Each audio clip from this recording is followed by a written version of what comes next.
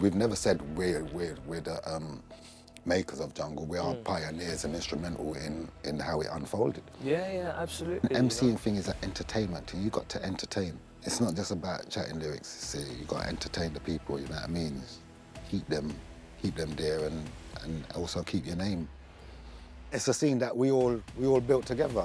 We all try and do our best to keep it alive, and we basically all love each other, bro. Yeah, no, it's true. You know what I mean? And yeah. we've made good friends. Friendships have been formed from where we've come from. Late 70s, 80s in reggae, 90s in jungle, 2000s in drum and bass. We've done dubstep, we've done jazz. We got a jazz album. And man, they gave us the opportunities. Surge, Big Sound every Friday night. They gave us the opportunity to chat on their sound. You know what I mean? And this helped me in my music career, knowing that these guys are trying to help me further my career and become what I am today. Hello and welcome to another episode of the London Something podcast with myself, DJ Ron, and thank you for joining us today. Thanks to those of you who have liked, commented, shared and subscribed. We really appreciate your support, as by doing so it helps our channel grow and reach so many more people. A special shout out to our sponsor West End DJ, who with their continued support help us provide more of these episodes documenting the culture of jungle and drum and bass. Look out for their link below and use our London Something code to get a discount for the best in DJ and sound equipment for all your needs.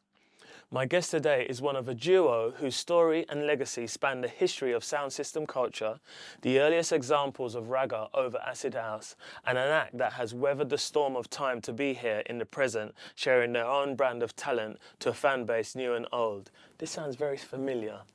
Sound familiar to you? We welcome from the legendary Ragga Twins, my good friend, Flinty Badman. You saying Flinty, you all right, bro? Yes, Ron, respect, right, yeah? brother. You done our family thing yeah. every time. That's right. From school days, That's you know right, what I mean? exactly. So a lot of people won't know, why would they?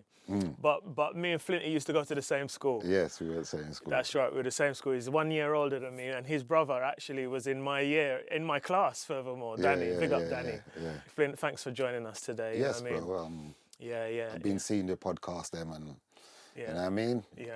Thought, we need to get on that. No, I appreciate that. Yeah, I appreciate that. And I'm glad that you're able to make it. I mean, it's an interesting one because of the fact that I don't know if I've seen an interview without you and your brother together. No.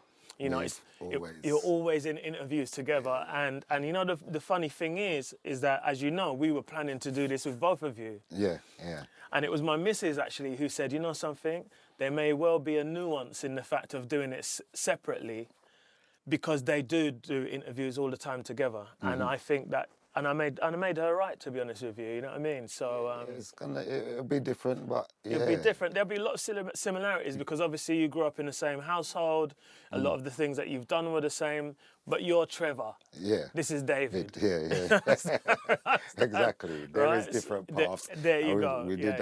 We did have a separate bringing up, not bringing up, but different friends, actually. Yeah, there you go. Yeah. So, and that in itself would kind of like lead to different kind of like avenues. Yeah. I mean, we like to start right back from the very beginning, you know what I mean, which is like your earliest childhood and some of the earliest things you can remember as a young boy, really. Well, yeah, we grew up in Hackney, Stoke Newton. So Stoke Newton's like on the edge of Hackney, and it's a N. It's still N16 because I was in N16. Right, yeah. So I was at Spencer Grove, and that still comes under Hackney. Yeah. But it's the edge in it, and that's right. Yeah. You're getting into Tottenham. And that's right. Park and Hangay and all that. But so we wasn't really in the heart of Hackney, but we're in Hackney. Everybody know us in Hackney, and growing up, our community where we grew up was a very strong community. The elders that we grew up around, they really looked after us and taught us the right way. Me and my bro, we've never really been in trouble. Not no serious crime, you know what I mean? Minor things, but nothing serious. So we grew up around big people, like even mans like Horace Burke, Roddy Rankin. Them man there we know. Rest in peace. Them man we know from Little Ute, you know what I mean? And his friends, there was an alleyway up the road from our house where we used to just go every day, and the big people was in there, and they didn't run us. They brought us up. They looked after us like a family. They knew our parents and everything, and our families knew their families. Even guys that came from out of the area, who came to that particular spot, got introduced to our families, and our mums and dads knew them as elder guys. Yeah, it's interesting that, isn't it? Because you know, even as you're speaking and knowing that I grew up in a similar way, it reminds me of, you know, like they only show this in like the Italian movies. Right. You know, they have the Italian community, and everybody knows everybody's family, and everybody knows the little kids and whatever. But it was very much like that back in the day in the black community as well. Yeah, certainly in that area in when I was growing up. But my earliest was actually at Pritchard's Road, but then I moved to Spencer Grove, Stoke Newington, and that's when I went to St Matthias. Right. And that was the earliest time when I probably met Danny, or, you know what I mean? I think, did Danny go to St Matthias? I don't think he did, actually, no. No, you met Danny in secondary, Hackney Free. Hackney Free, that's right. But yeah, you know, it was a very interesting time of community, you know what I mean, at that time. But I'll let you carry on. Yeah. The community was strong, you know, and them guys had sound systems as well. So not only was we hearing the music that my dad and mum would play at the house, and, you know, the black community always had a party at the weekends. Not every weekend, but some weekends you just find that you go downstairs and the front room's cleared out, and they're like, we're having a party tonight, you know what I mean? So not only that, but them guys had sound systems, and one of the main sound systems that was in that area with the guys was named Sir Lord Emperor. Okay. Which was Owen Hewitt. I remember Owen. Tall Owen. Yes, he's Eastman's good friend. Yeah. So it was him and Roddy and another guy, I can't remember who it was. And I'm sure Eastman used to follow that sound as well. So when we used to see their sound system, and, you know what I mean, it was just exciting seeing big boxes, you know what I mean, 4 big speakers in them and that, you know what I mean. But we couldn't get to go to the dance then. But I had an older brother, sister, they used to play in sound used to play in St. Thomas Church. They used to call it Friday Club. St. Thomas, where's that again? That's on Oldhill Street, Upper Clapton side, near Mornay Stamford Hill, Oldhill Street. And they had a crypt, they call it a crypt, innit? But it's like... And they used to play in there, so my elder brothers and sisters would go to that, and then they'd come home and say, you know, they'd give it all, that was a wicked dance, and this, that, and talk about it, you know what I mean? And but you're thinking, David I'd love to be there. Me, David and Danny just listening. So how many of you were there, siblings were there in total? So there's 6 of us all together that lived in the house. 2 sisters and 3 brothers. 3 brothers, right, okay. So, 6 of us.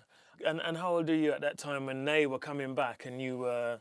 I would have been most probably 9, 10 years old, you know what I mean? So you're still a reasonably sized big boy, that's right. Yeah. And so you must have had strong aspirations to be getting out there yourself at that time. Strong aspirations to be a sound man. Yeah. And we would listen to Rodigan and Tony Rodigan on a Saturday night, Tony Williams on a Sunday. We would even, you know, say your mum bought a new set of wardrobes or something, or a dining table, anything that came in a box, So once they unwrapped that thing, we took the box, We made guitars, like cut out guitars. We made like drum pads, like out of cardboard, cardboard and sellotape, right? Me, David and Danny, Dima Rockers and Super Danny. Super Dan, you know. So we build these things like, and we'd have a band, and we'd go downstairs and play the band. Oh, that's amazing. In front of mum and dad, you know what I mean? And get a little pound or something. Yeah. And when your aunties would come around. Same thing, you know the thing, right? When my aunties and that and come around, my mum would be like, them I do music, and we'll do it, you know what I mean? So we wasn't really shy in doing that thing there, you know what I mean? From early, And D-Man would be the mic man. He will get my sister's hairbrush or something, or a pencil, and just wrap something around it, look like a mic. And we do our thing, you know what I mean? And sweet.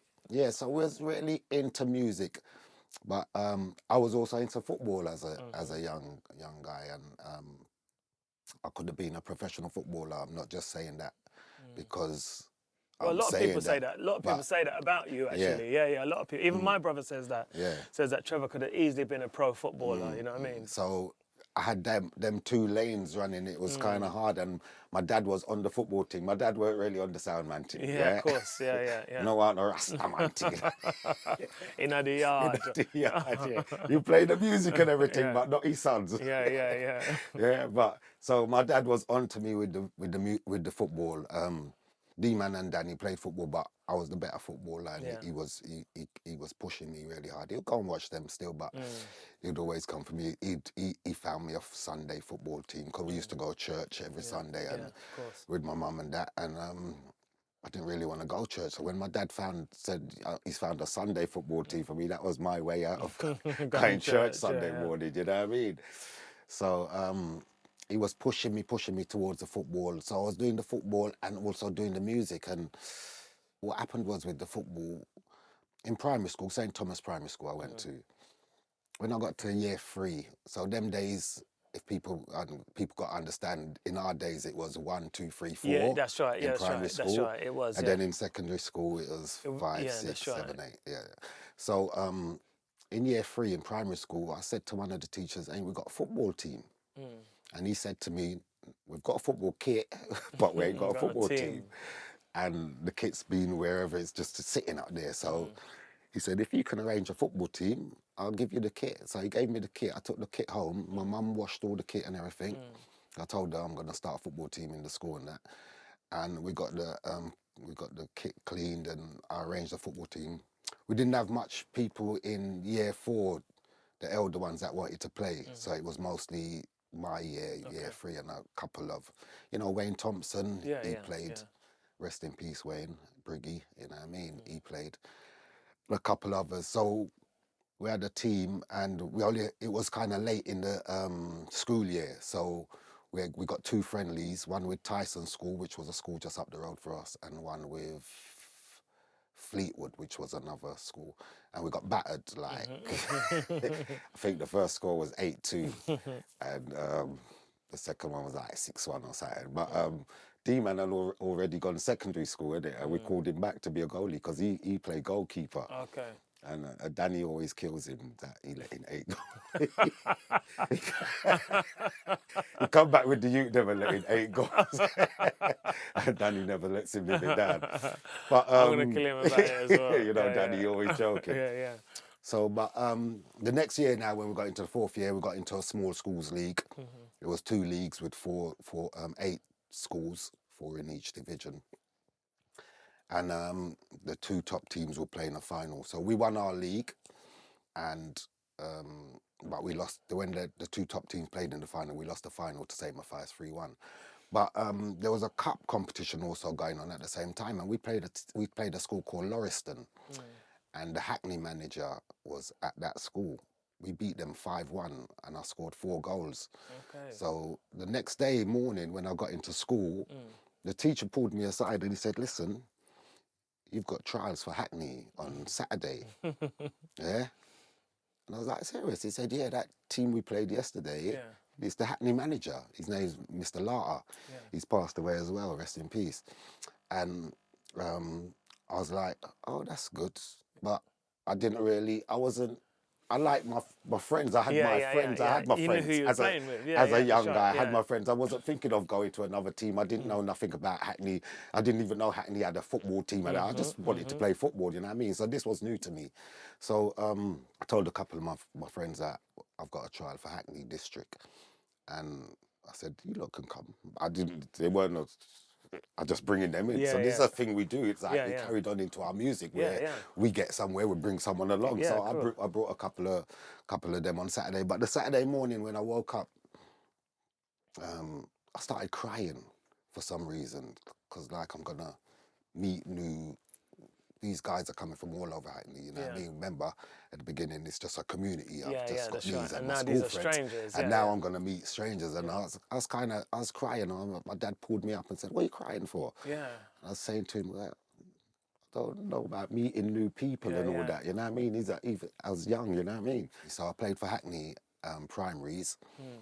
And I played for Hackney for about 4 years after that, you know what I mean? So that got me into football. We got in, and then I got to play for Charlton, and Tottenham, and then I ended up at Enfield.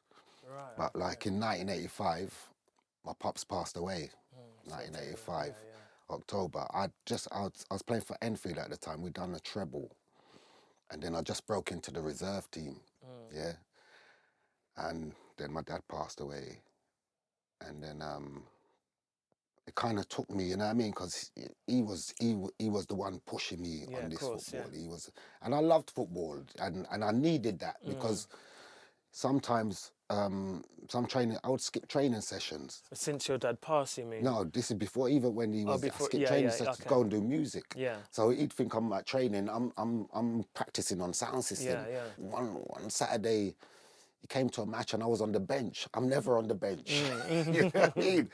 And the bench is here, where I am, sitting on the bench, and my dad's right behind me. Yeah. And every time I look down, I just see us Screwing, screwing, and I never got on for the 90 minutes. The man never put me on. So okay. at the end, he went out to the manager and said, "Why was my son on the bench? Because he's never on the bench." Yeah. And he said, "He ain't been training for a couple of days." Yeah. And when I got home, my dad gave me a... Yeah, that's when you got you got your things. Yeah, you got my things. But then when he passed in October, I just broke into the reserve team. I tell you, you think you're big. Yeah. No. You think Yeah. Exactly that, you know. You think me a fool? Yeah. So, you know what I mean? He pulled me up on that, man, hard. So I never missed another training session after that. Yeah. You know what I mean? But then when he passed away, rest in peace, Pops. Because his soul, God rest his soul, yeah. You know what I mean? I just broke into the reserve team, and we played the first team had a cup game, Enfield first team, because them times they play in the FA Cup, innit? The non-league teams. Yeah. So the first team had a cup game, but they also had a league match the same day. The fixtures got piled up, so they called me up to play in the first team for the reserve game, and we've gone down to Wickham. Wickham had a pitch, yeah. That went like this. Whoop. Downhill. It was an up and downhill thing. Yeah. But we beat them 4-2, and I scored 2 goals, yeah. And one of the goals I ran through, broke through the defence, ran through, and went round the keeper, slotted it in, nice. Right? Yeah. In the dressing room, it's the best thing a man's ever said to me as a footballer. He said, because he played in midfield, he said, when you was running through, you reminded me of Jimmy Greaves. The way you just went round the goalie, reminded me, because I don't think he's seen me play. Yeah. He said, you reminded me of Jimmy Greaves. You know what I mean? And, Jimmy with the beard. And that was a boost for me, you know what I mean? I was like, oh, Jimmy and you know the funny thing is, I've never seen Jimmy Greaves play, you know? Nah. I've just seen him as a commentator. Do you know what I mean? I've never seen him play before, I thought, yes, I'm going to make it at Enfield. So if I get into their first team, there's another opportunity, because, you know, big teams, they come to the non-league teams and pick players out. So at that time, Tottenham wasn't a big team then, was it? Yeah, Tottenham was a big team. Okay, but what happened with Tottenham, I was playing for the youth team, and then they had to cut a lot of the youth players, you know what I mean? And I happened to be one of them. Okay. But I thought I was doing all right there, you know what I mean? But that's when I ended up at Enfield. You know who got me to Enfield? Mr. Vasiliou. No way. Imagine that. I remember I've already left school, you know. I've already left school. Mr. And that Vasiliou. man there was still looking out for me. That's really because nice. Because he was another one that was always saying, I want to see you on TV. You're right, Always, you know what I mean? Mr. Vasiliou and Mr. Howard. And Mr. Howard, see those names there? I haven't heard those names since I left school. They were my mentors. So Mr. Vasiliou, he called me That's one day. kind. That's really kind. He called my house and said, listen, I've got a guy down at Enfield. Go down there. And he even met me. Yeah. He said, get the train down to this station. I'll meet you at the station. I'll take you there. Imagine that. And that's your school teacher, and that's my school teacher. And you'd left school? And I'd left school already, you know what I mean? That's how much he wanted me to make it, you know what I mean? But testament to a good school teacher, you know what I mean? That's on his mind. He must be going on talking to his wife.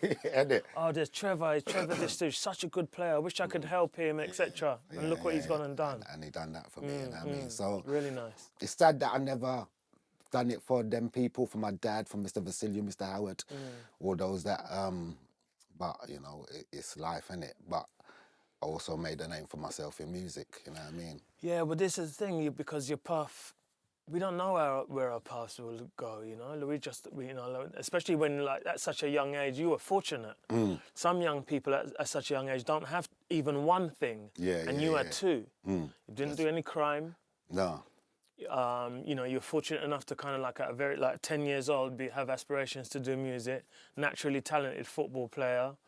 Would have been a conundrum, I think, for even seasoned people now to make a decision on what you want to do, you know. Yeah. But like you say, yeah, you were fortunate that you kind of embarked on this, and that it's come to this point, which is, you know what I mean. And I've seen that journey every step of the way. You know what I mean. So you know, you're a young boy at school and what have you. And what was it like for you at school? Were you quite academic or? Yeah. I done quite well at school. I was in the top class. Yeah, they call it top stream at that time. Top stream at that time, yeah. We're in Hackney 3, they had two classes that were top stream. I was in one of them classes. I didn't think I fulfilled my potential in school. I was really good at maths and English, really good. I didn't think I fulfilled my potential with the results, but it didn't really affect me, you know? Yeah. It's interesting that you say that, because even now, looking back, and I haven't really done that before, I look at it from other people's perspective, like my own children's perspective then, but not from my perspective. And I think back to then, and I think that, because I was in a top stream as well. Yeah. And I think about it, and I don't know whether, irrespective of whether I did good or bad, it would have made a blind bit of difference. No. Because what would I have gone on to do? Like working, what was the most somebody would have said you could go and do? Maybe work in a bank?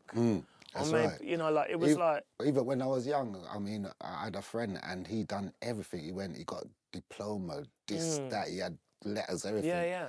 And he ended up having a job as a security guard. Yeah, this is the in point a building, Yeah. And people at the top floor was coming down to him as the security man and asking him stuff about things. And he's telling them what to do. You know what I mean? Till he ended up getting a job in there. Yeah. But, you know, why did he have to go through the security guard Yeah, thing? to get, because he couldn't get a job. He couldn't get a job because his levels were too high. Yeah. They were turning him away to say you're too qualified for this job. It didn't make no sense. So I was young when he was telling me this, so that kind of resonated with me when it can take some time, you know what I mean, even with or without. I mean, again, even I'm just looking at a lot of my friends, they didn't, at that time, I don't know whether there was something going on in this country or whatever, but certainly when I left school, there didn't seem to be that many opportunities. No, there weren't. Definitely wasn't no opportunity. Yeah, there don't seem to be that many opportunities when I left school. I mean, I did get a YT. I did like electronics. So I did get a YTS at IBM. Okay. I done that for a year. But still I couldn't get no job after that. Yeah. I had the paperwork that I'd done the YTS and that. Yeah. They sent me to a few interviews and that. And then I didn't get the job. I mean, as I recall, I did like a lot of dead end jobs, and I think the game-changing thing for me was when I got a job as a plumber's mate. Right. And it was at Islington Council, and that I became a plumbing and a heating engineer off the back of that. Yeah. Years later, and I did that for many years, and I enjoyed it, but that had nothing to do with my school. It was like I went to the job centre, the job was there, you know, it had it on the cards. Yeah.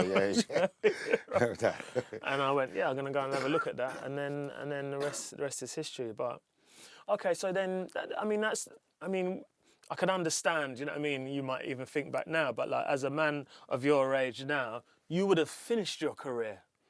Exactly. You know, you would have finished your career. You would have attempted potentially to gone into training young people, maybe some kind of management, but you can see what's going on now, though. Yeah. It would have been it would have been even less opportunity to do that. Exactly. As a player, there's more.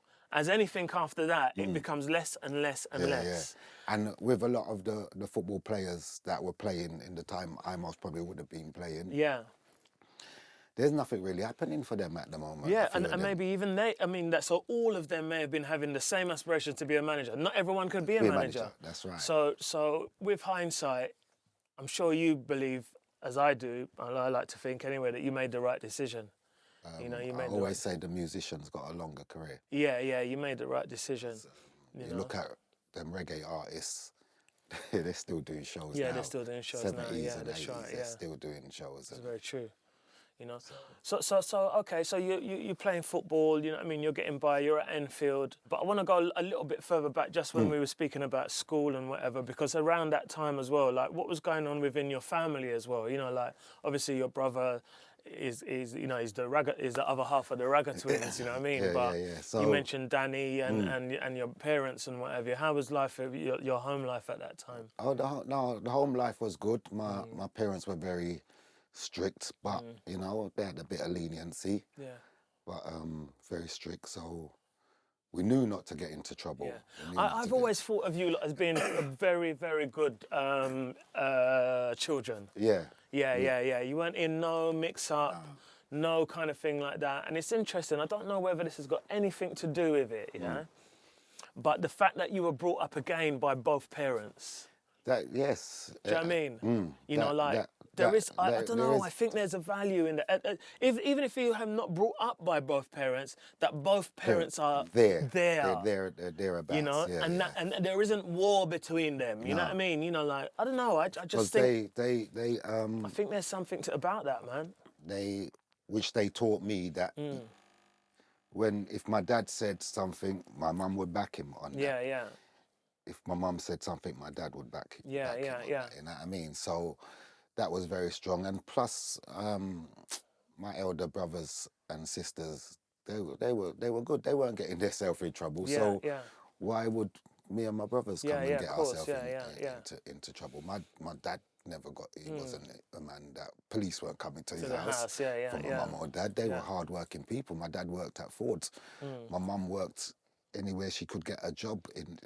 Mostly factory, because my dad done 2 weeks nights, 2 weeks days. My mum couldn't have like a job where she wouldn't be consistent. But she found the perfect job, which was just round the corner from my house at a place called Politis, which done, and you remember, you know, go on. They done the icing cakes, yeah.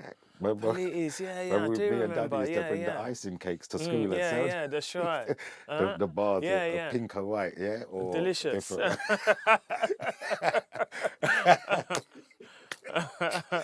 Me and Daddy used to bring them to school and sell them and make money. We was caning it. Oh, people used to be vexed when we come into school and we ain't got none that day. Yeah. So I remember that. The good old days. Good old days. So she worked there. So that was just round the corner. So she could get back home in time if my dad was on days or nights. Yeah. Even my family around me, you know, when you talk about your cousins and that, not even they were getting into trouble. Yeah. You know what I mean? So I think it's got a lot to do with it, man. Do you know what I mean? You know, your parents always told you show me your company. You know what I mean? So and they'll tell you who you are. Yeah, that's right. And I was moving with even people that was doing bad things. Yeah. And I just wouldn't get into it. Yeah, but there's a level in it. There's one thing about moving, and there's one thing about it's like, it just reminds me of my son telling me a story about some friends when he was in America, and some friends was in the car, and he got in the car, and then somebody said something, and he said, you know something, let me just get out of the car here, please. Yeah. They was like, what do you want to get out for? And he was like, it's all right, I just want to get out. Yeah. Because there's levels to that. You can be, it doesn't matter if you move around with someone, but you got to make sure that you don't get mixed up with them. That's right. So, you know what I mean? And you can easily follow the crowd. You can easily follow the crowd and get involved in that, you know what I mean? So, and so, we always had food on the table.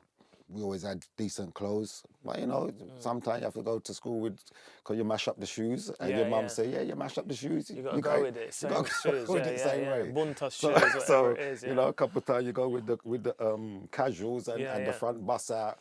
Or the when it's opening up at the bottom, the glue's gone.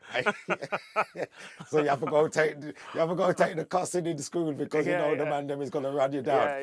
So you have to be ready for that. You know what I mean? So that's good teaching for when we got into the sound system, because you know you get into the clash until you have to know the jokes. So you know what I mean, in school. Other than that, you know, It was the family life was nice. Yeah, that's nice. Yeah. Even when my pops passed away, we was all there for my mum and Yeah. Yeah, I can imagine that would have been very challenging for her. You know what I mean? You know, like as I don't know, because my other friends at the moment, and we was were at young. that You know what I age, mean, I yeah. was 17 when my pops passed. Oh, so, right, okay. You know what I Okay, mean? that is young. It's very That young. is you know very what I young, mean? yeah. And whatever he taught me in Yeah. them 70 years of my life, you know what I mean? I can't say he never done well. Yeah. He guided me the right Yeah. way. Wow, that is young, you know. And then testament to your mum who continued to school keep us you on the and straight keep you and on the narrow, straight yeah. and narrow. Yeah, that's right. So you growing up, you know what I mean, slowly but surely you're kind of like, you probably were walking a tightrope of football and music. And somehow along the line, you know what I mean, the music started to take more precedent, you know what I mean, because, and why was that? Was that because of the football was being less, or just you were just gravitating more to the I think I was music? just gravitating more to the music. The football weren't getting less because I was playing nearly every day. I was playing football. I would be training Tuesdays and Thursdays, might have a game on a Wednesday, and then Saturdays I would play Saturday team and I'd play on a Sunday team. So basically all week. Mondays I had when I got into the last year of school, Mondays I was sent down to Charlton to train, do football training. So, you know, it was basically every day. But I started to build my own sound system, which was called Sir Cruise, with Sean Major, Koji, rest in peace, Sean. Yeah, Sean used to go to school. Yeah, Sean Charles, yeah. Sean Charles, yeah. So we built up a little sound system called Sir Cruise, and we left it. It was based in my uncle's house, which was on Navarina Road, just around the corner from the school, in his basement. And at lunch times, we'd go there because you get the hour lunch break. We'd go down there and play music and practice on the sound system.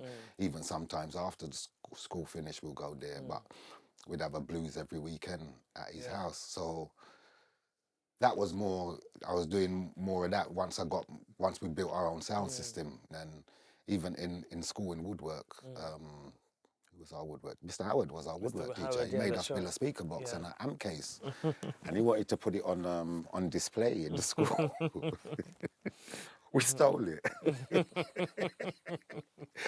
We took it out the back, Lansdowne, big amp case, you know, and speaker box.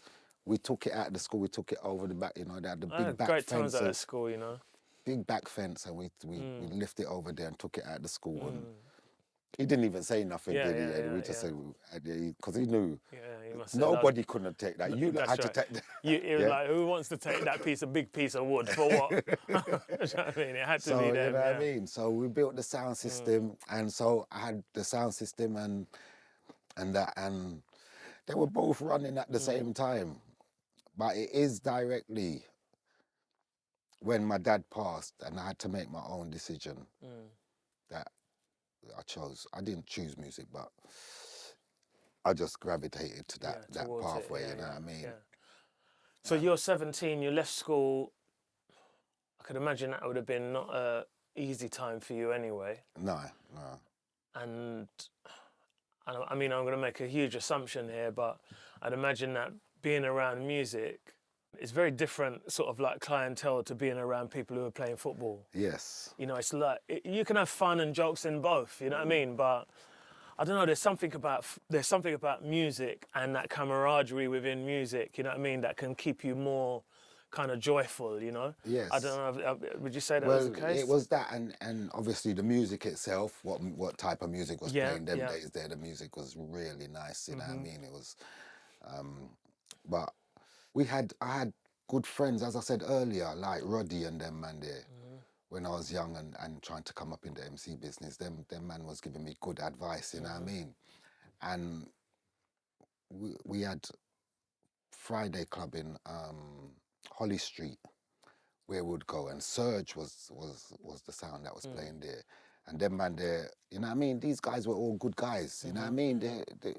I never really buck up on no bad man that wanna give you slap you up as a youth. You know, as a youth man, you could think that go youth, youth move. Them man, they gave us the opportunities. Surge, Big Sound every Friday night. They gave us the opportunity to chat on their sound. You know what I mean? And this helped me in my music career, knowing that these guys are trying to help me further my career and become what I am today. You know what I mean?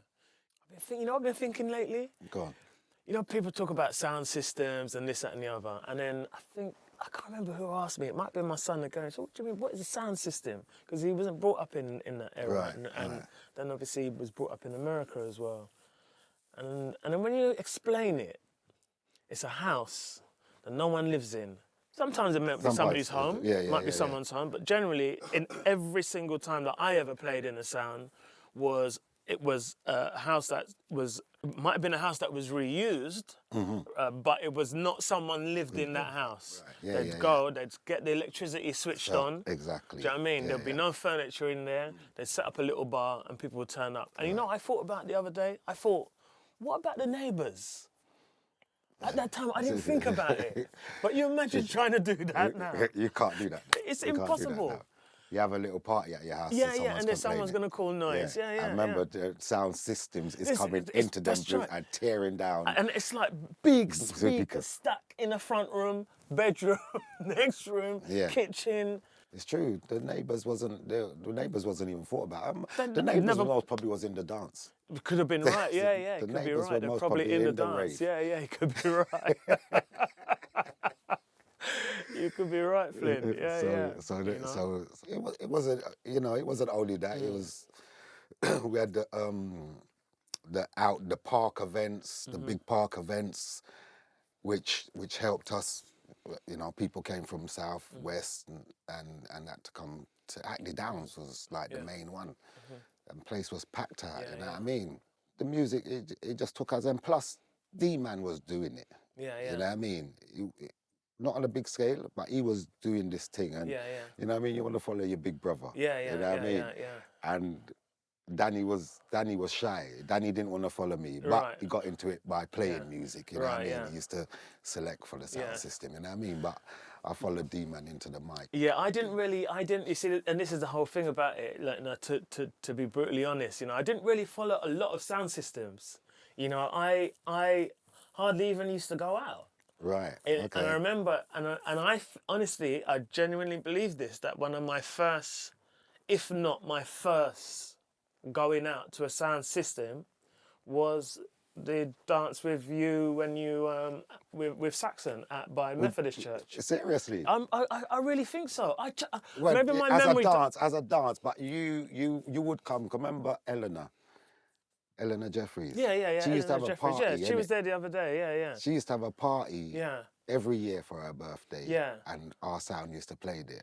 All right. So it wouldn't be like what but you're saying. No. That's a different thing. That's a different thing. Yeah, so you know sound system in party. But you know, for a hall, I know that's one of your favourite dances. Boy, one of as you say, Eleanor Jeffries. I'm just remembering that I saw her at the gathering for your wife. You know what I mean? And she said, "I've got something for you." Yeah. I know that might have been Lydia. No, that was Lydia. That's right. It was Lydia. That's right. Yeah. Lydia pulled. She went, and I've got something for you. I said, "What's that?" And she pulled out this picture. Of me at her birthday party. Shut up. I couldn't believe it. Yeah. It was like she transported me back. Anyway, I'm about to cut this bit out.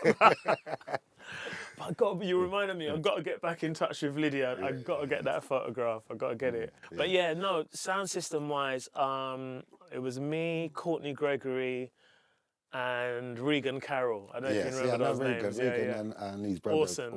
Orson and Lee, And it was us three who went, and then it was actually Courtney who knew that the sound was on. Okay, he knew that the dance was on. The dance was on. She said, we're going to go. And we had our little Thunderbirds and whatever, which is a drink at that time. I don't even know if they still make it nowadays, but I had our little Thunderbirds, we had a little weed. We'll get to that. We'll get to that dance. We'll get to that dance because... and that was my journey of you as an MC. That's the point I was getting to. Yeah, but carry on. Yeah, sorry. Yeah. So anyway, so D-Man was going out. D-Man was going to a place up in Edmonton, I think, called St. Mary's, and with his mates, he got to go out before me, about a year younger. So my mum and dad would let him go out on a Friday night. So he'd go up there, and whatever sound was playing up there, he'd go up there and pick up the mic and chat. Come home, tell me about it and everything. So then my sister started going out with a guy. They had a sound in Tottenham called Jamarcus. And they used to play every Tuesday in a place called Lecture Hall on Great Cambridge Road in Tottenham. So she said to the guy, yeah, my brothers, they DJ. DJs are MCs. MCs, yeah? That's right. DJs, we were DJs at the time. So he said, yeah, let them come down. So it was a Tuesday night, so it was hard. I think this was just in my last year of school, so it would have been early in the year, coming up to July when you're gonna finish school and that. So I couldn't go every week, but some weeks I can go down there, and we started chatting on Marcus, and then we ended up being in Marcus Sound and played there every Tuesday, and then some Thursday nights would be in Broadwater Farm, and then in the summertime you string up the sound in Lordship Park in Tottenham, or Bruce Castle Park in Tottenham, or maybe some other little place. But he always had somewhere playing Jamarcus. So big sound system as well, you know what I mean? And I don't know, you might remember Bonzo. You remember Bonzo? No. No, you don't remember Bonzo. So yeah, it was him that got us in the sound. So that would be the first big sound that we was part of, me and my brother. From there, that helped us home our career, you know what I mean? Got us regular raves, and people started getting to know us. Oh, yeah. Especially in Tottenham. We wasn't really known in Tottenham because that time we was just known in Hackney. From that, some guys from Unity heard D-Man. D-Man went on to Unity. He'll tell you about that story. And I was still on Marcus, and then how I ended up on Gem Magic, I went to a session with a sound called Jawaiti and Gem Magic. They was playing in Methodist Church in Green Lanes. And I chat one night on Gem Magic. I chat there one night, and the next morning my cousin phoned me and said, yeah, the guys from Gem Magic, they want you to come in their sound. So Gem Magic now is a Hackney sound. Yeah. So I thought, yeah, why not get back with the Hackney, getting us a Hackney sound. So I left Marcus. I mean, we could still go back and chat on Marcus, you know what I mean? There was no hostility or anything like that. Just told them I'm going to go on to Gem Magic Sound. So then that's when I started chatting on Gem Magic Sound. And that dance there that you're just talking about would have been maybe one of the fifth, maybe sixth dances. I hadn't been chatting on the sound that long. Right, yeah. They play every Wednesday down Willows, so that was their residency. But to play anywhere else, I hadn't really. It was just Willows. Yeah, They was Seattle and other places. So that was one of the biggest dances. The first big dance that Gem Magic. The one with Saxon. Yeah. Against another sound. So until that time, they were still kind of like not really known so much. Gem Magic was, there was a sound called Intrepid Rebel. Yeah. And then that split up. So one went that way, kept Intrepid Rebel, and Little Andy started at Gemini. He called it Gemini, but there was a sound in Jamaica called Gemini. Yeah. So what I think, I don't know, I've never asked him about it. There was a Studio One tune called Reggae Magic. Yeah. And he used to play it all the time. And when it came on, the crowd would say, Jemmy Magic. Right, yeah. So it ended up, he calling his sound Jemmy Magic. Jemmy Magic, right, okay, yeah. So, you know what I mean? I started chatting on Gem Magic. So D-Man's on Unity, I'm on Gem Magic. So this is how we knew that we're gonna be big in the community first, and then we're gonna be big all about, yeah? There was a dance, remember the schools used to have dances, Upton House, Brook House. Right, yeah. So Brook House had a dance. They booked Unity and Jemmy Magic. Yeah. Yeah?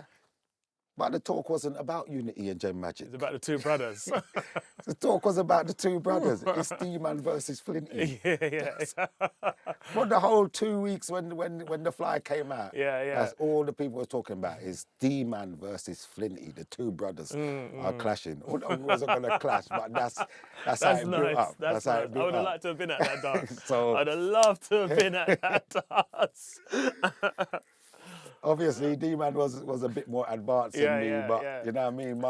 My man, them, my people, them would be hyping me up, and D-Man's people would be hyping him up, you know what I mean? But the dance was nice. We didn't clash with brothers, you know what I mean? We didn't do no clashing, but the dance was nice. D-Man mashed it up, I smashed it up. Yeah. You know what I mean? And that's how we knew that. Yeah, just by the energy of the community. Just by the energy of the community and the people, then we knew that we're going to get places with this music thing, you know what I mean?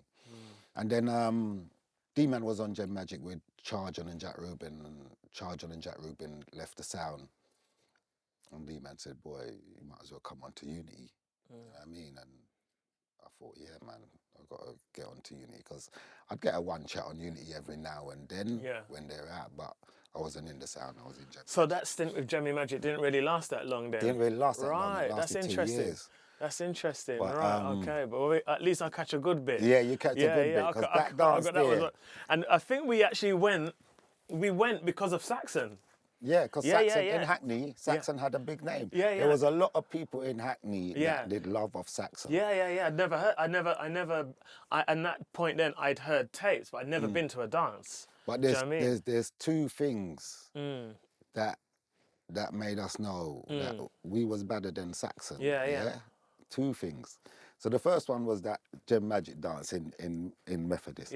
So Philip Levi now, bad DJ. Nobody can't say nothing about Philip. He's rough. He was killing, he was clashing everybody and murdering them. That's right, So I knew that he's going to come and start, innit? You just know he's one of them guys. He's you know, if you're in school, you're one of them guys. I'm set for you. I'm ready for you. I'm going to be ready for you,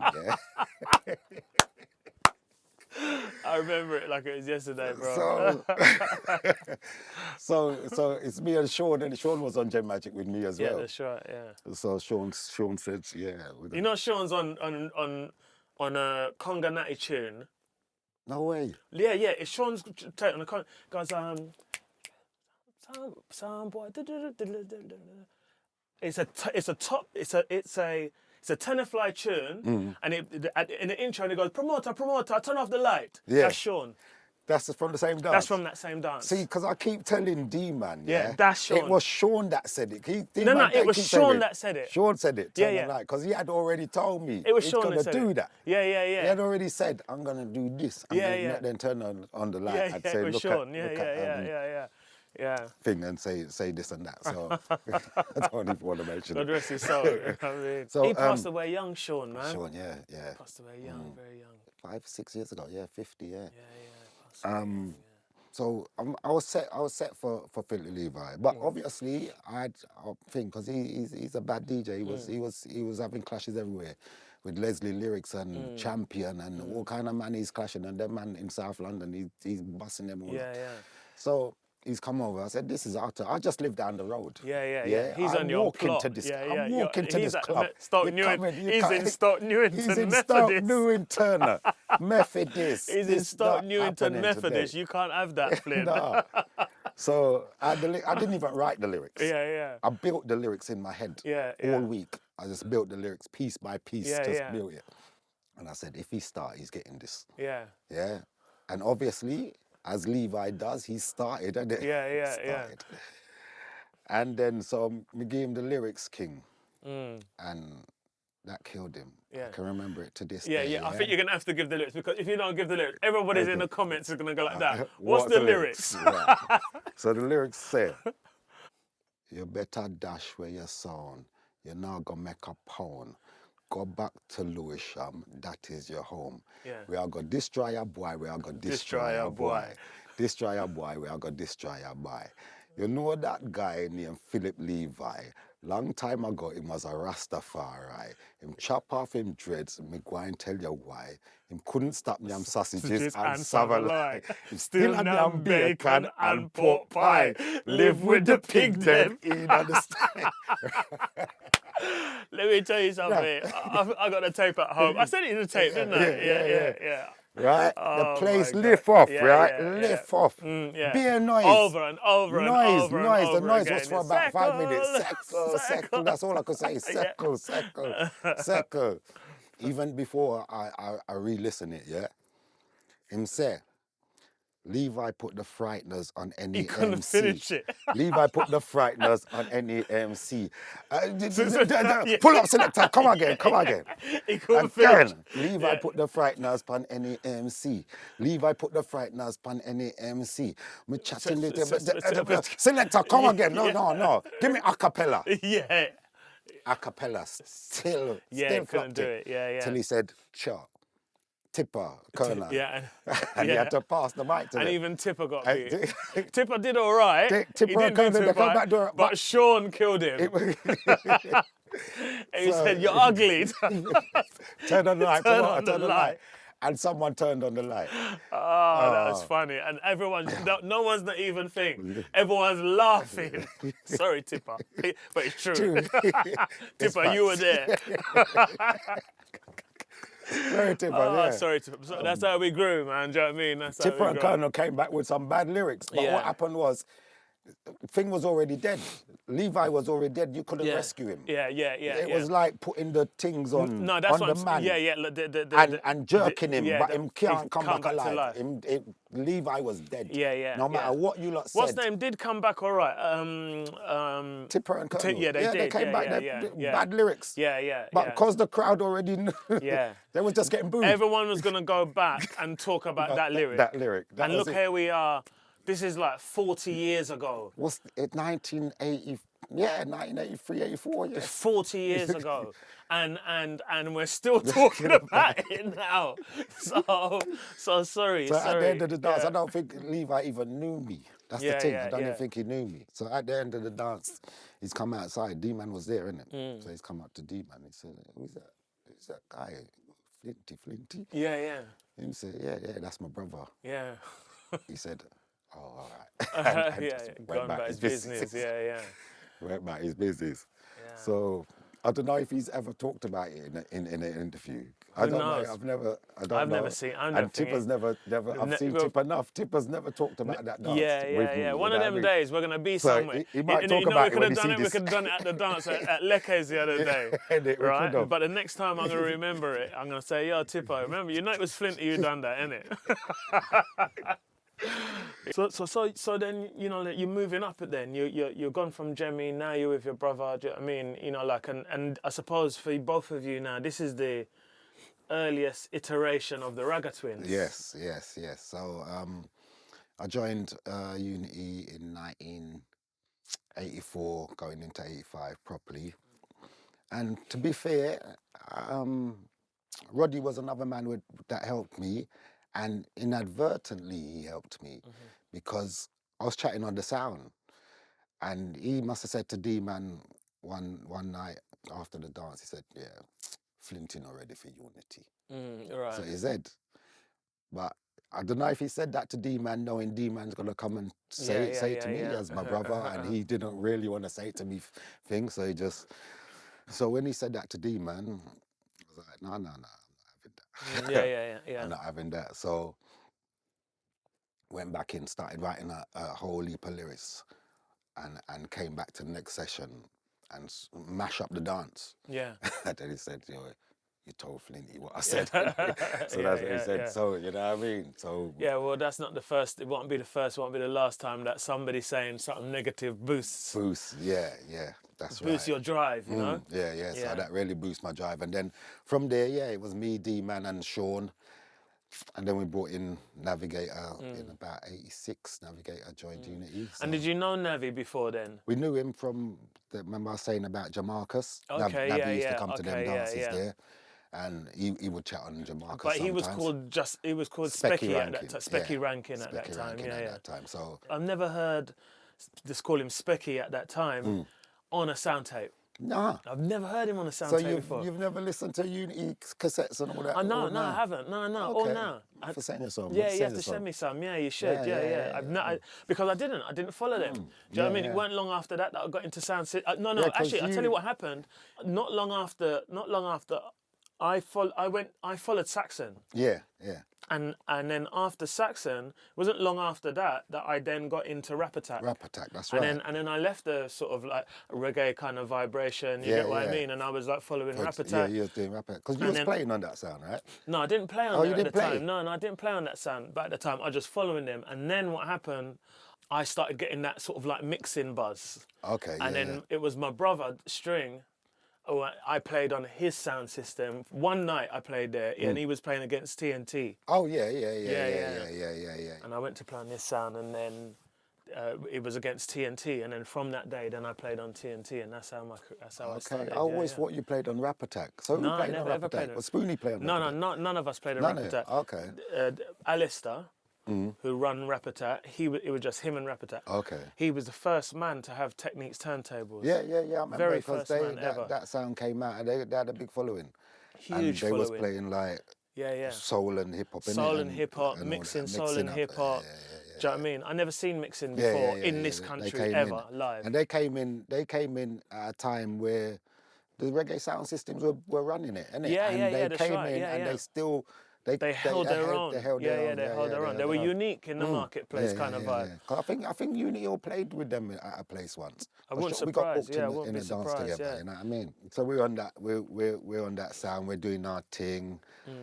The sound's getting bigger because Unity was a sound that just used to play in blues when they first started. You know what I mean? And then when we started getting on the sound, they started getting into clubs and venues and that, and then playing with other sounds and that. And that's me and D-Man. But you had me, D-Man, Sean and Navi, and then and the singers.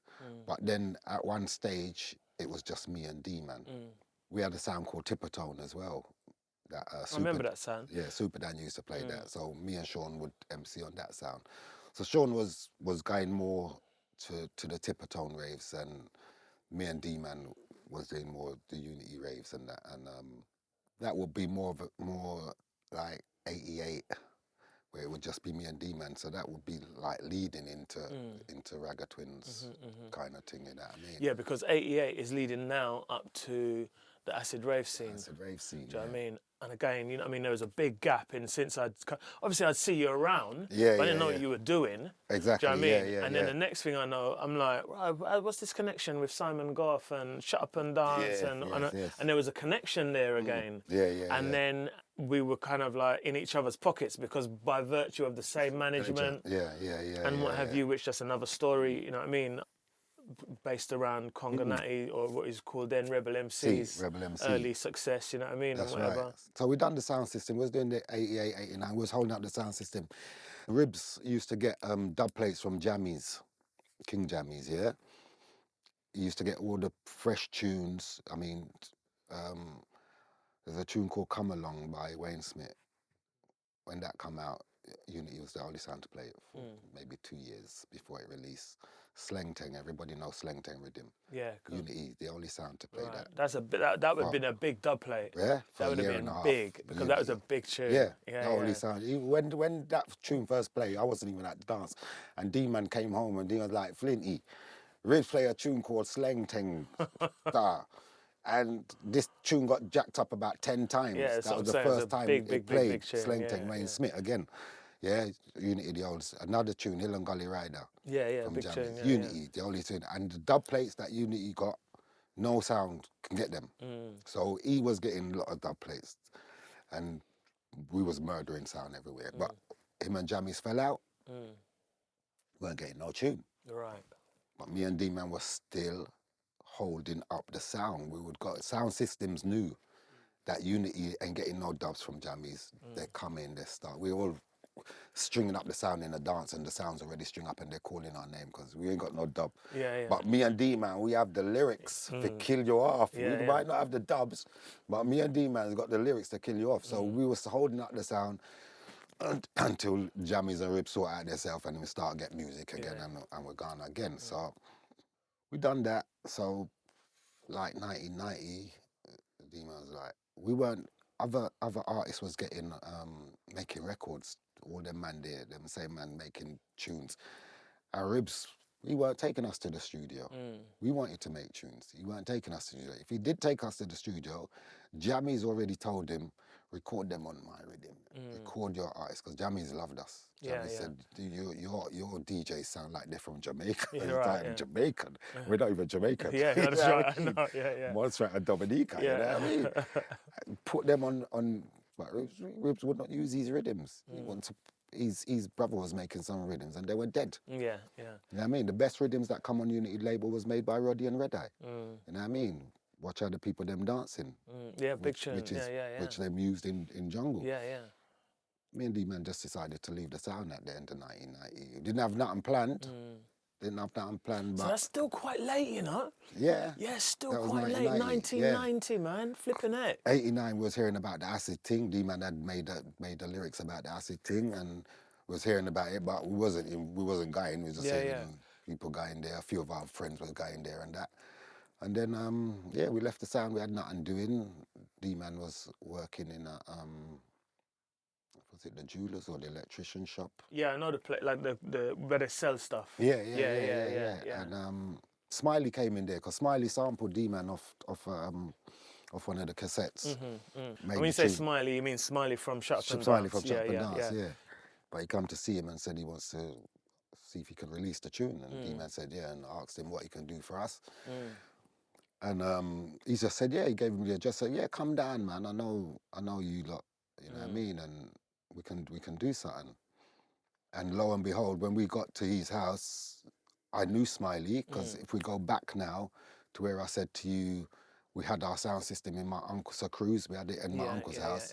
Smiley had a sound system called Selena. Yeah, I remember Selena, but I didn't know he was that sound. Yeah, that was him, Hype. Oh, really? And PJ. That's their sound. They chased the heat wave. That's right, later on, but it was Selena. It was Selena. Yeah, you're right, We brought them down here. We brought them down to the blues and played with them. You know what I mean? So when I've got to the house with D-Man now, like, Smiley, Selena. I said, yeah, PJ, we went primary school with. Yeah, that's right. Well, they were in my class. Carl and Earl. Wait, Brookhouse? No, primary school. Shut up. They were in my school at primary school. I didn't they know were in that. my class. See? Yeah, they were in my class, and I always tease them whenever I see them. What primary school did you go to? I went St. Matthias. Okay, yes, you said that earlier. Yeah. And I always, whenever I see them, I tease them. I say to them, boy, they always used to try to pick on me as to fight both of them same time. Do you know what I mean? It never really happened like that. Do you know what I mean? But I like to tease them like that.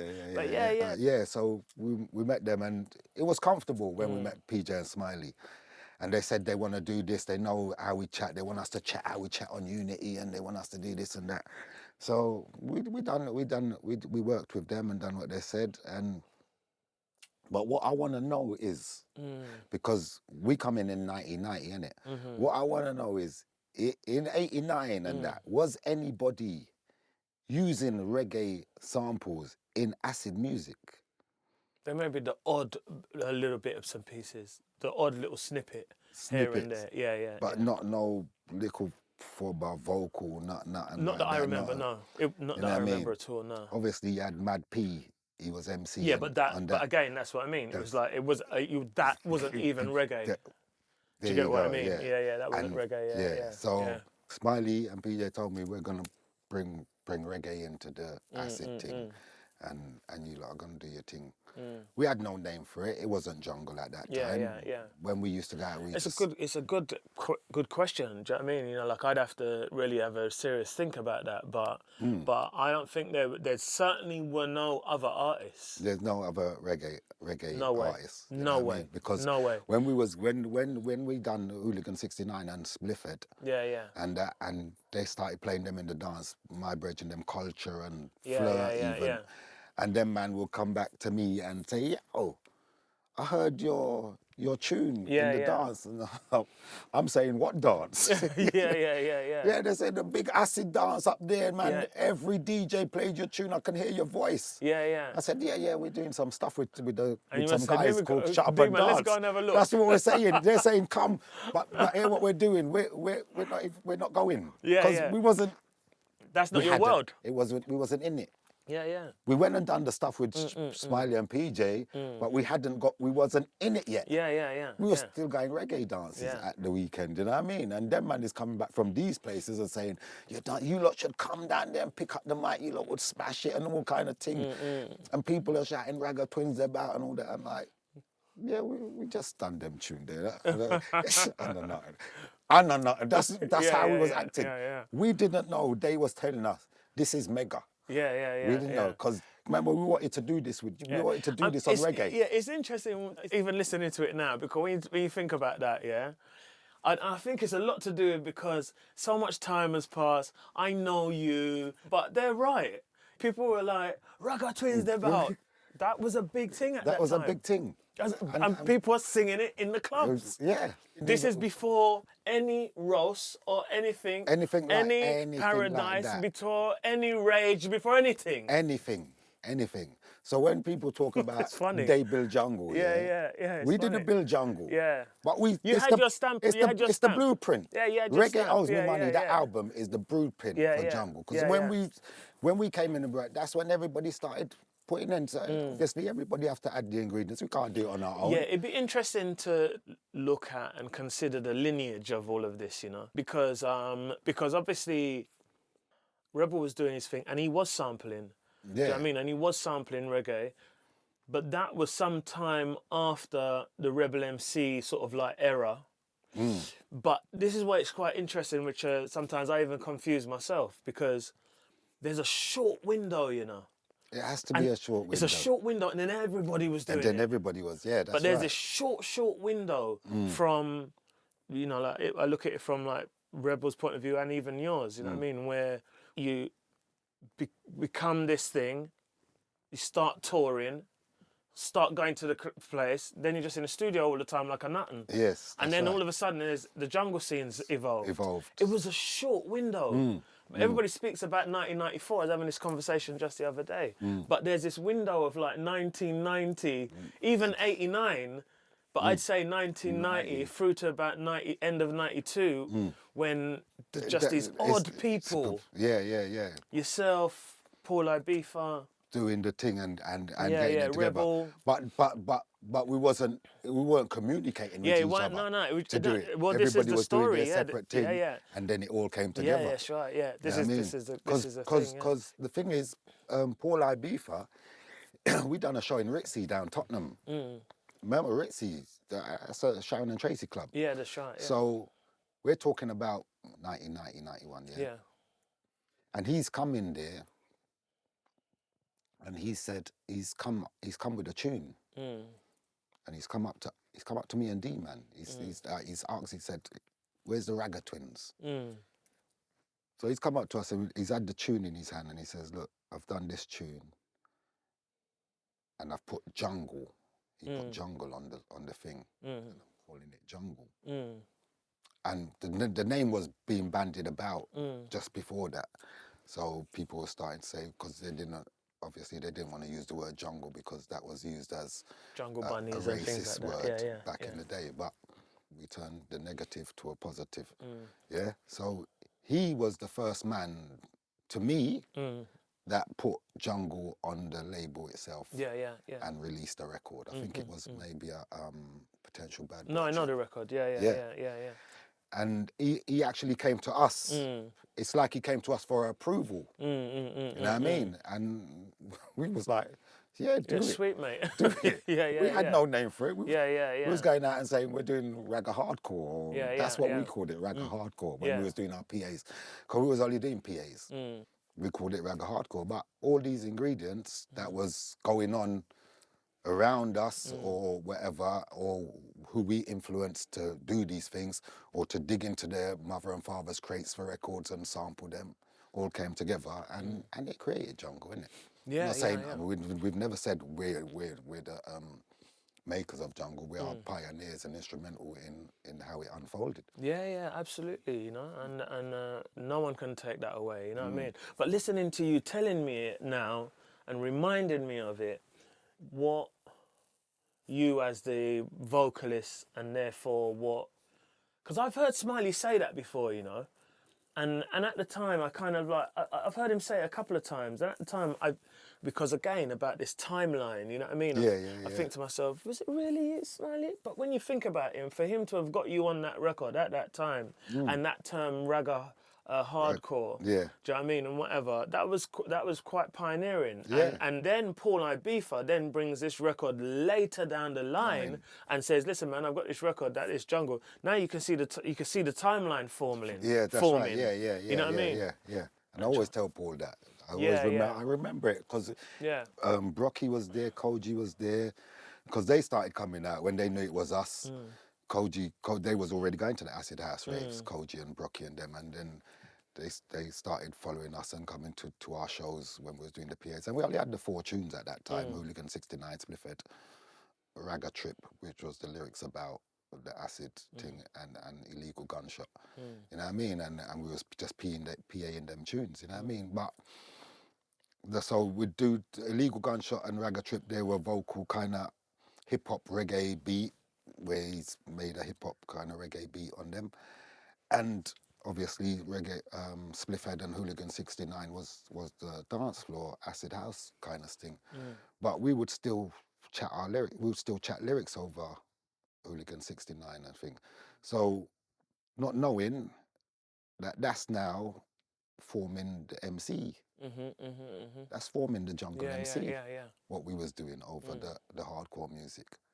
So that's another ingredient that we never know we was putting in, and bringing all the stuff that we done from the reggae days, reloads. Remember we used to go roast and we asking the man to reload the tune and they didn't know what we was talking about. Us and Navi would tell, pull up the tune, innit? No one was reloading them days there. Well, I was reloading, bruv. Well, because you came from the thing, innit? You know what I mean? I was reloading from morning to but let me correct the thing right. But you no know what one I'm never saying? had to tell me twice. You understand what I'm saying? We bring But bring the reload when to we the came, dancing when we bar. run up to the decks and when you dropped a tune in roast and we run up to the decks and we tell you reload, you knew what was going on. I know from but morning, another bro. man would say reload and they don't know what we're talking about. Yeah. That was early You know days what I mean? for Because them. we're bringing and then all the slangs and everything, all added in. Yeah, it was a period, and again, I remember who I was talking to. I was talking to the sponsor of our podcast from West End, DJ Gavin. We had an hour-long conversation about this lineage, you know what I mean, and the history of this whole thing, and I was saying to him how important it was to get it right. You got to get it right. Do you get what I mean? Yeah. You know, and it's not too difficult to do that because people like yourself who were there to do that bit. There's somebody here to do that bit. You're filling in a big chunk. Yeah. And then you speak to somebody who's done that bit. It only takes that so many people, and the next thing you know, you've got the full timeline. You've got the timeline, and you know exactly how it panned out. But unfortunately, at this time, and I don't mean to go on because this is your story, not the story of. Well, I suppose it is your story as well. But I suppose the reason why it hasn't happened is because a lot of people who are still around now, they started in 1994. Yes. Do you get what I mean? So their jungle is from 1994. Yeah. Yeah, jungle is great. With Brocky there, you know what I mean? Skipper, this, that, the other. Yeah. The ones who were from 1990, they're nowhere to be seen. They're the ones who listen to this podcast. Yeah. They'll be in the comments. They'll be in the comments saying, I was there, you're right. So, and credit to those guys, because if not for them, you know, girls and guys, we might not even be here today, just generally. It's true. You know what I mean? They're the foundation of that keeps us going, you know? Because we've done the dance energy thing, and we didn't know what that was about when we first went there, and we chat all over the tune. We done the Spliffhead Ragga Twins, their back tune, and we chat all over the tune. Big up Normski for that as well. Big up Normski, yeah. Because Normski was the host at that time. He was the host of that. Yeah, that's so right. I don't know who he had on before, if he had people on before, because I didn't know the show. So I would need to know who he had on before, if anyone was doing that. Were you on there before we were on there with Tenafly? Because you was on there with Tenafly. Yeah, we was on there with Tenafly, yeah. But I think our one was before that. That's what I'm asking. Were you on before or because after? remember that I'm sure that tune with Tenafly came out after our tune. That tune with Tenafly was the released. tune with Wickedest Sound. Wickedest Sound. That released in '91, innit? When did 1990. 1990? Yeah. I think that was before. Wickedest Sound. No, yours was Yeah, before. yeah. That's what I'm saying. Before. Yeah. But again, don't quote me. You can't. Yeah. But yeah. But it's well, easy I to know look. You when- can bloody look on Discogs right now, and it would tell you. When we was Do you know doing what I mean? when we was doing it, we was getting a lot of fight from these reggae artists that were saying, Flinty and D-Man's gone over to do devil music. Well, do you know something? I think and Moose got it as well. Next thing they all came. Yeah. yeah. Moose got the same thing. Yeah. You know, Frost and his friends, you get what I mean? The same thing. Everybody had to go through that, but... And look at that, for us, we done a PA in Plymouth. And we done the PA 4 tunes, and we was like, we're down in Plymouth, we're not going home, so we're only going to go back to the hotel and sleep or whatever. So we said, let's stick around. So we went to the back of the club and standing around, and then the next DJ come on, he's playing tune. We look at it, it's all right. We look up, I booger that. DJ look at me, Flinty, I booger, innit? Yeah. What's he doing there? yeah. That was early days, yeah. That was early days. Early days, I mean, we went out there and see him, and he's like, Wow. Yeah, see, you're one of the few set of people that would know him as Booger. That's what I'm saying. Yeah, Jack Frost we're talking about. That's right, yeah. Not a lot of people know him. Of course, loads of people know him as that, but that's that's like predates jungle. Yeah, that's Do you get what I mean? So, we got a lot of friends that's predates the music, you know what I mean? Yeah, that's right. So you know that obviously that was a seminal piece of work you did there with Shut Up and Dance. And you went on to do a few bits more as well, do you know what I mean? But then for me, I feel like there was a moment when you were neither doing that nor MCing. Right. Do you get what I mean? And I remember I only played at Paradise. I think I played at Paradise twice. Do you know what I mean? They tried to set me up. I always say that. Try to set me up. You can't set me up, bruv. This is wrong. What they do? They try to set me up with Randall. Do you know what I mean? Okay. You know, they must have said, Ron's taken a little kind of like hiatus. Let's get him now to come and play. But it was sick. We had a great time. Okay, yeah. It was good fun. And I remember specifically you, Navi, and your brother, your brother and Navi coming there and raving, but you weren't MCing at that time. And the same at Roast. Yeah, we weren't do you know what I MCing mean? at that time. And so somewhere along the line in between that time, which would have still been quite a while after the Shut Up and Dance era. Yeah, do you know what I mean? How did that transition now lead into the Ragga Twins as we know you now? Yeah, right. So what happened? Shut Up and Dance got into. We just done a second album with Shut Up and Dance.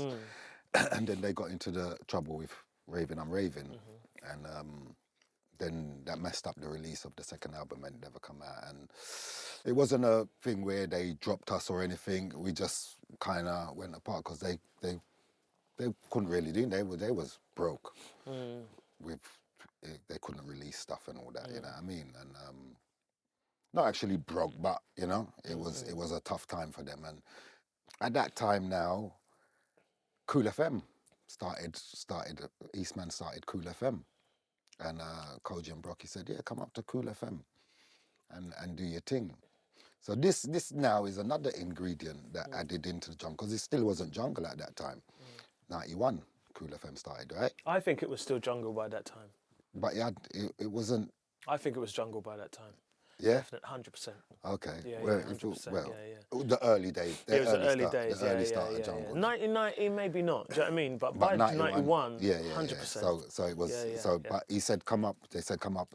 So we used to go up on the radio station. They only had a few DJs. They had Brocky, Easy D, Tonic, few, it wasn't much DJs. Remember, there was only Friday, Saturday, Sunday, 3 days. So we'd go up there and that's when we started MCing. Actually, before that, I'll tell you a story before that. We went to a roast in SE and Arches. SE, weren't SE, it was just the Arches. They had a few sessions in this place, in the Arches, yeah. By the Chelsea Football Club, round that way. Yeah. And you had to go up these stairs and the DJ was up the stairs. Yeah, that's up the stairs, yeah. Ryder used to play this tune. I don't know what the tune's called. I don't even know but this tune just started with, it had no drum in it in the beginning. It just started with a bass line, just a bass line for about 16 bars, and then it dropped into the tune. And D-Man went up there and he grabbed the mic, yeah? And he smashed the tune. Yeah, I'm raving. D-Man's gone out there and he smashed the tune, pull up everything, mash up the dance, yeah? I was like, I felt away that I didn't go out there. But then the next week, yeah? He said, I'm going to get my D-Man own never back. come. Yeah. I went to the dance, yeah? And Ryder played the tune again. I said, yeah, this is my opportunity. Yeah. So I went up there and I smashed the tune again, you know what I mean? Just the one thing and then come off. Like a quick PA. Quick thing, a quick thing and come off.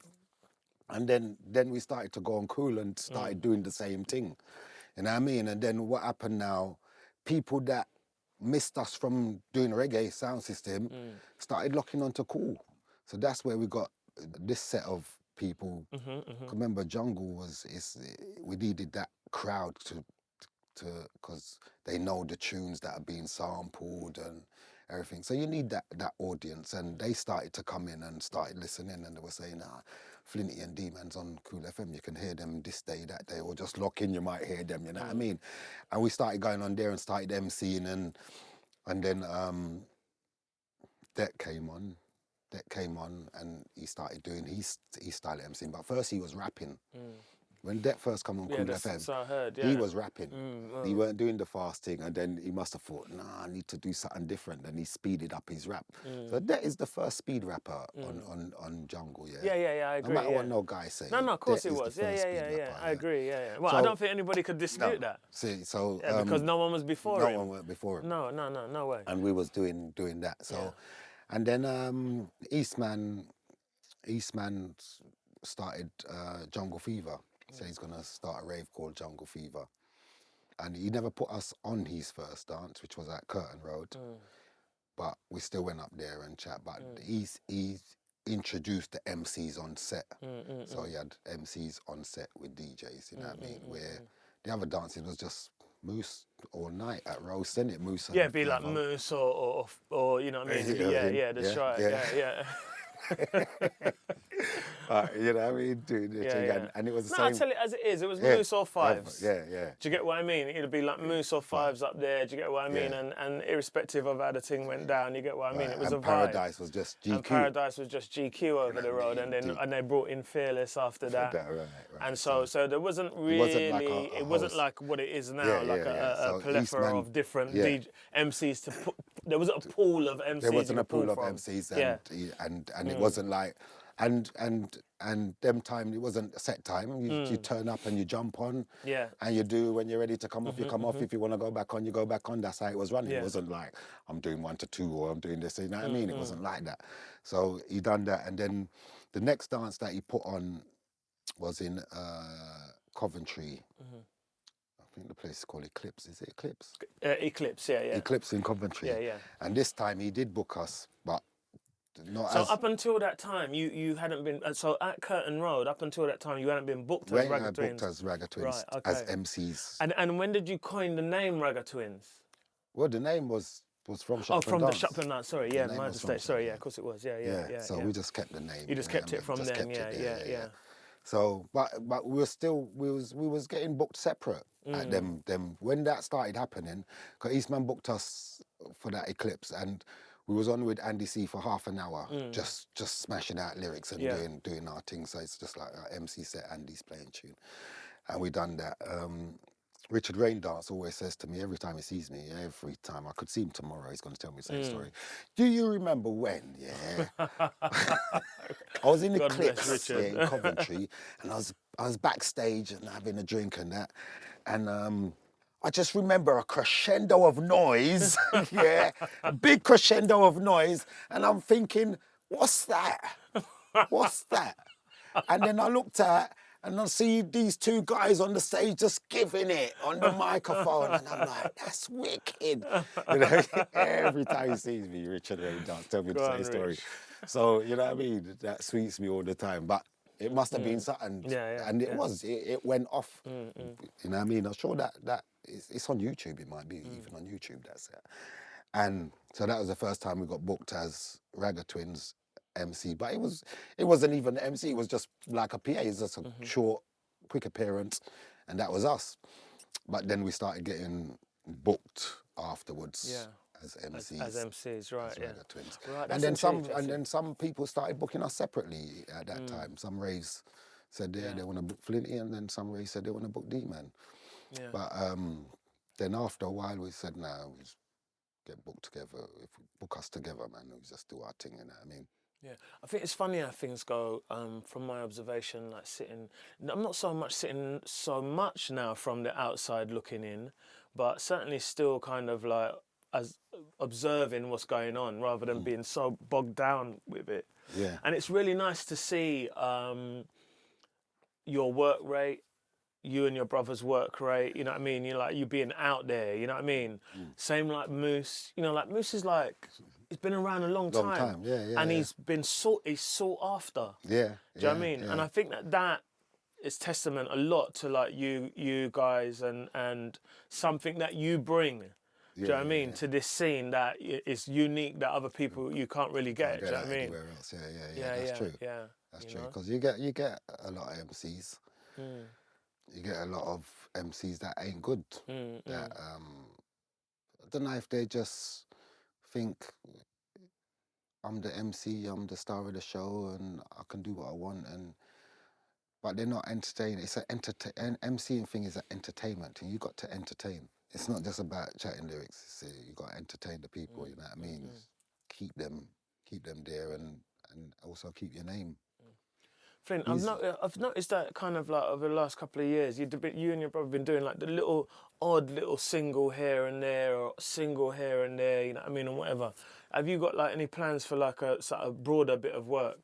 Yeah, we've got an album. You've got an album, right? Okay, I didn't know about that. That is, so the first single has just come out, which is called Too Much Madness. Yes. That came out at the end of August. It's doing well. We've got a next single coming out shortly again. That's with MC Fats. Rest in peace, Fats. You know what I mean? Rest in peace, Sad that we couldn't get it out before his passing. You know what I mean? But he heard it, and he heard the finished product, and you know what I mean, he endorsed it and said, yeah, he's always wanted to do a tune with us. So it is really sad that he can't see that tune come out, but we'll do the best to promote that tune as well as we promote the others, and keep his name out there, you know what I mean? And then we're gonna have the album. And who are you bringing the album out with? It's on Nice Up Records. Okay. You know John Shepherd, Shep DJ. No, I'm not sure. DJ. Yeah, he's about. You know, he's been doing his thing for a long time. Okay. But yeah, we you know what I mean, we've been doing over the years. We actually started the album in 2015, 2014. That's a long time, yeah.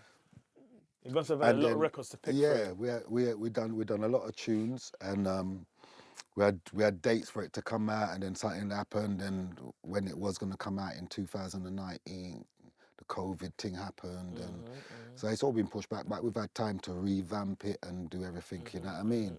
So it's ready to go. Okay. So, but we was doing features. We was doing a lot of features, and we done a sample pack. And I didn't know that. We've done a couple sample pack, and Skrillex caught up on one of them. And he used a sample out of it, but then got us in to do it properly. So we had a big tune out with Skrillex called Ragga Bomb. And then we ended up doing 3 songs with him. He remixed one of our songs, Badman. And we done another song with him called All Is Fair in Love and Bro Step. And, so we always get these little periods. I don't know if someone's up there looking out for us, but we always get these little periods where something comes in and it's really big, that keeps our name up there again, where you might think you're going down. You're back again, you know what I mean? Well, where was you? In Australia the other day. I got to call you. USA. Was it you? No, I'm sure you were somewhere else. New Zealand. Yeah. It was in See, I didn't even know you was in USA. Early this year. So we've been there a few times. Really good. Yeah, really, you know really what I mean? good. Was in USA the other day, and we went there, and that's the first time we've done D&B there. We went there in 1992, went and done Limelights, but that was just doing Reggae Owes Me Money album, PAs and that, but we done a tour with SS and a few other guys. Yeah, he does that. What does he call it? World of Drum and Bass. World of Drum and Bass. And it's amazing to know that the people, when we see the people, they're like, oh, we've been dying for you guys. That's right. You can imagine that. And what a thing like that. Imagine that. These people are there going, oh, Ragga Twins are going to be here. You know what I mean? And this is like... they couldn't believe it. Some of them didn't believe. They said it's not true. Some of them was like, it's not, I've come here today, but I didn't believe you was really coming. And I mean, one guy came up to us and said, he actually said, Baltimore had a scene that was built on Hooligan 69. Really? He said Hooligan 69 built a scene like that one tune. That's amazing. And I'm thinking, wow, we didn't even know about these things. No, it's incredible. It's incredible. Things give you energy and keep you going. It's incredible, man, to know that. It's incredible to know how these things that have been done in this small little island, you know what I mean, have spread like nationwide, you know. Even in the beginning when we first done the shut up and dance stuff, and then we started meeting people, and someone would come to say, and they live remote in the country, where they've got 2 channels on their TV still and all that, and all they got is radio, and they've been listening to Ragga Twins, and Ragga Twins give them life. You know what I mean? They said, you know what? I've got to get out of this place. I've got to go to London. I've got to go to somewhere where... and live my life. Live my life. You know what I mean? And all them things. That's incredible. That's a serious story, man. Yeah. You know what I mean? And so what's the rest of the, you know what I mean, the coming rest of the year, sort of like, and going into 2024 hold for the Ragga Twins now? So the rest of the year, we're quite booked up with bookings and things. The festival season's nearly over. We've done a few good festivals, and it's just the album really. We're gonna work on this album, get the promotion on this album right, and hopefully it does well. And just keep producing music for the people. We've got a song that we've done with D&B All Stars. Okay, right. Okay. Which is a thing. It's just a streaming thing, which is mad, because I think if it was maybe a song that is released to the public, it could be a hit song, but it's done really well. We called it Dial Tone. It's about phone call thing, and it's doing well. People are doing mad videos of it and all that. That kind of hype. You know what I mean? We've never really. So what do they do in the video? They like look at their phone, and because it's got to say a thing where the first line is "Yo, stop ringing off my phone." Right. So they'll have their phone and they'll look at it. Yo, stop ringing off my phone, and dash it. Right. You know what I mean? Or some people just dancing. Yeah. You know what I mean? A lot of people love the tune, and it's getting a lot of hits. So you know what I mean? We just, we're at a stage in our career where we're just steady, innit? We're not. We obviously everybody wants a hit, but we put out music for our people and whoever's new that want to hear our stuff that haven't heard us before, and for our fans that want music, you know what I mean? It's when we're not putting out music and say, trying to look for a hit. We don't go in the studio and try to look for a hit. We're looking just to do good music, and people can play our album. You can play the album in the car, every track. You won't skip it. Now, I mean, it's got everything across the board for everybody. Jungle, D&B, reggae, hip hop. It's got everything. You know what I mean? So, you know what I mean? So we're gonna get a copy. We're not. I would send it to you. I'm gonna send it to you. Yeah, I'll send it to you. Definitely. So you got a couple of things to send me, Yes, Unity tape and the album. Well, not tape, but digital. No, I got them all MP3 and the Unity thing. So the tape. When I sit down, 45 minutes each side. You know what I mean? So any last words, Flint, as we coming close to the end now, do you know what I mean, with regards to the interview, which has been a serious trip down memory lane for me anyway, do you know what I mean? So I just want to, big up all the fans and that, and all the love we've had over the years, you know what I mean? And we're still getting love now from even the youngsters, man. It's amazing that the young people that still rate you as the best, you know what I mean?